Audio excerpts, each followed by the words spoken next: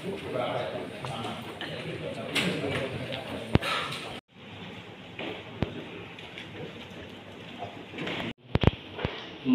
pemerintah Provinsi Nusa Tenggara Timur yang ada juga sama kami kemarin presentasi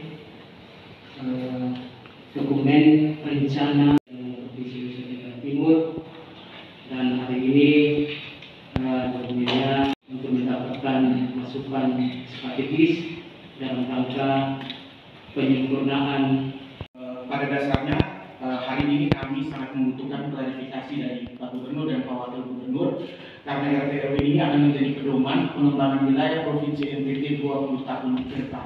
Artinya kita akan membentuk template bersama yang akan digunakan untuk pembangunan yang membutuhkan ruang di 20 tahun ke depan. Di Perda kita 2010-2030 Pak Gubernur, untuk diketahui pada tahun 2018 sudah dilakukan peninjauan kembali dan mestinya sudah direvisi.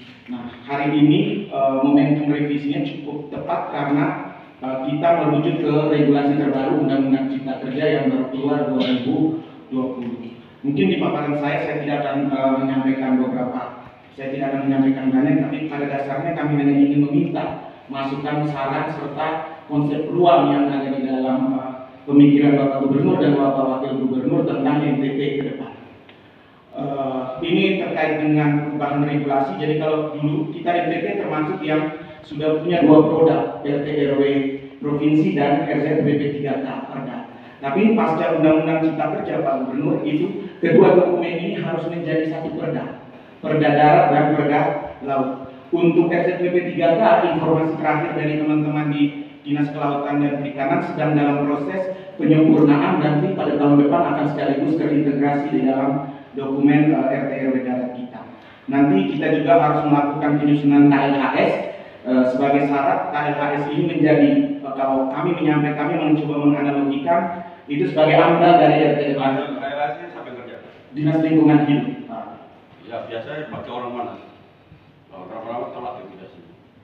Ya udah disiapkan dari sekarang supaya KLHS nya telat. Semua ya beres, KLHS nya biasa telat. Terima kasih Pak Gubernur. Itu akan dibangun jalan lingkar mengelilingi pulau.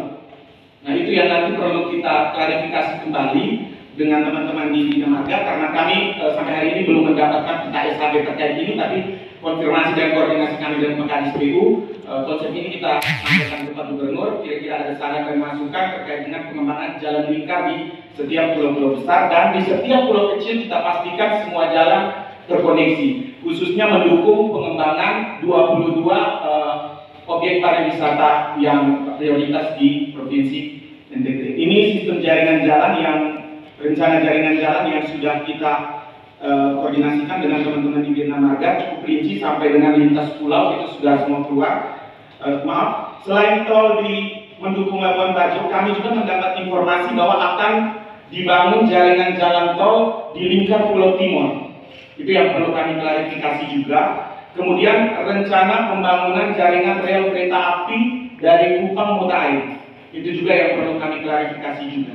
Terkait dengan struktur sistem jaringan transportasi ini, mohon kiranya Bapak Gubernur dan Pak Wakil Gubernur bisa menyampaikan kepada kami konsep-konsep yang sekiranya belum terakomodir di dalam pemaparan kami ini atau informasi yang kami dapatkan dari OPD-OPD.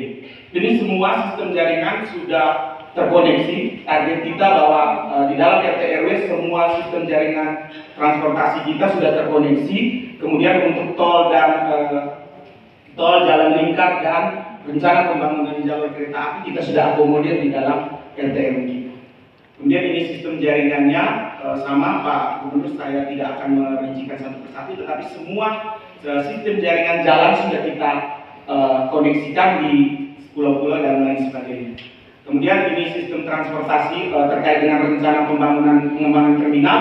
Kita akan mengembangkan terminal TPA di Kabupaten Belu, kemudian terminal TPA di Mota Air, dan terminal barang di Mota Air. Artinya ini juga connect dengan rencana pengembangan jaringan jalan tol dan rel kereta api, karena terkait dengan distribusi barang, karena terminal barang akan dibangun di Mota Air sesuai dengan konsep struktur ruang kita.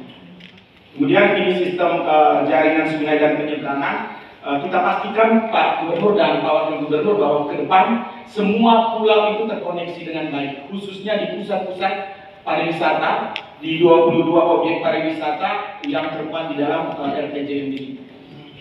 Kemudian ini sistem transportasi laut kita, pengembangan pelabuhan-pelabuhan. Untuk pelabuhan Marina di beberapa lokasi sudah kita masukkan juga. Informasi yang terbaru dari pemerintah Kabupaten Dende, Pak Gubernur, itu sudah dilakukan survei untuk pengembangan pelabuhan Marina di Kabupaten Dende. Kemudian selain itu di Labuan Bajo sudah beroperasi. Kemudian kalau saya tidak salah di Bolok, ya, dengan di Rote itu pelabuhan Marina. Ya, waktu saya presentasi di sana tidak lagi repot lagi ke bawah, karena dengan ATR udah beres. Jangan kita nanti waktu presentasi di kementerian ATR-nya nggak beres, rupanya ada masalah. Nah, dengan bahasa bentar. Begitu aja ya. Siap. Nah, kalian rapat lagi tek-tek. Kalau nanti kita ada teman saya, kalau ada apa dinas yang apa, kamu langsung ke saya. Itu cepat. Ya. Oke. Ya udah, ini Pak Wagub atau Mas Ibu. Begini, Pak Gubernur, Undang-Undang 26 tahun 2007 itu jelas. Saya kira pada saat itu ada dua. Jadi teman-teman, dalam penyusunan itu hanya ada dua aja, yaitu struktur ruang dan pola ruang. Jadi teman-teman tahu itu. Sebenarnya Pak Gubernur tidak perlu menanyakan tadi kalau teman-teman sudah menyusun struktur ruangnya dan kemudian pola ruangnya di mana. Nah, struktur ruang ini kalian harus melihat dulu tanah. Contoh misalnya di pelabuhan. Di pelabuhan ada namanya daerah lingkungan kepentingan dan daerah lingkungan kerja. Ini harusnya teman-teman harus menyiapkan lahan itu, baru kemudian bikin struktur ruangnya. Kemudian baru dibagi pola ruangnya, budidaya dan sebagainya itu di dalam pola ruang. Jadi struktur ruang itu adalah di pemukiman-pemukimannya. Nah, kemudian saya kira teman-teman bisa menyusun lagi dengan para hadis supaya bisa memberikan data yang lengkap. Ya. Jadi begini teman-teman sekalian, dari dinas-dinas itu harus menyesuaikan undang-undang dari kementeriannya supaya dikaitkan menjadi satu tata ruang. Jangan sampai contoh misalnya di undang-undang perikanan itu ada undang-undangnya, kemudian di PU ada undang-undang jalan, ada undang-undang LAJ. Kemudian di pertanian ada undang-undangnya sendiri. Itu dicari satu komprehensif untuk dikaitkan menjadi rencana struktur ruang dan rencana tata ruang, gitu. Supaya memudahkan Pak Gubernur dalam presentasi nanti. Kalau ini masih mentah sekali, Pak. Bagaimana Pak Gubernur mau presentasikan? Struktur ruang juga tidak jelas, pola ruang juga tidak jelas. Gitu. Gini loh, yang tadi yang Pak Wagub sampaikan itu, nanti kalau undang-undangnya tabrakan di mana, kasih note buat saya. Mana yang perlu nanti saya minta untuk ini dihapus, ini disimpan. Mana yang kita lihat untuk kepentingan pembangunan NTT, mana yang perlu disimpan undang-undang ini. Itu loh, kalau ada tabrakan di sana.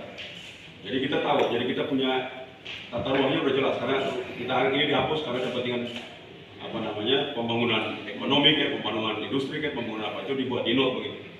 Oke? Ya udah, nanti sambil koordinasi dengan Pak Wagub, nanti kalau sudah selesai baru kita rapat lagi, ya. Oke ya? Makasih.